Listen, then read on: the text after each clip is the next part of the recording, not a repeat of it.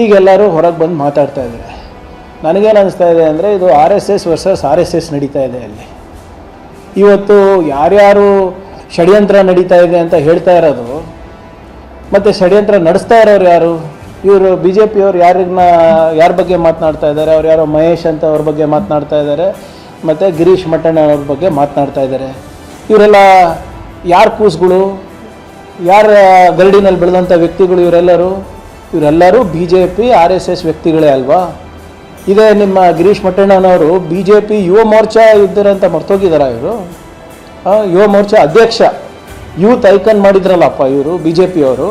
ಈಗ ಯಾಕೆ ಸುಮ್ಮನಿದ್ದಾರೆ ಹೇಳಿ? ಮತ್ತೆ ಏನಾಯಿತು, ಹೇಗಾಯಿತು ಎಲ್ಲ ಗೊತ್ತಿದೆ ಅಂತ ಹೇಳ್ತಾ ಇದ್ದಾರಲ್ಲ. BJP ಸ್ಥಳೀಯ ಮುಖಂಡರಿಗೆ ಇದ್ರ ಬಗ್ಗೆ ಸಂಪೂರ್ಣ ಮಾಹಿತಿ ಇದೆ ಅಂತ ಹೇಳ್ತಾರೆ. ಈಗ ಮಹೇಶ್ ಅವರು ಯಾರು? RSS ವ್ಯಕ್ತಿ. ಈಗ RSSಗೆ ಗೊತ್ತಿರಲಾರ್ದು ಇವೆಲ್ಲ ನಡೀತದ?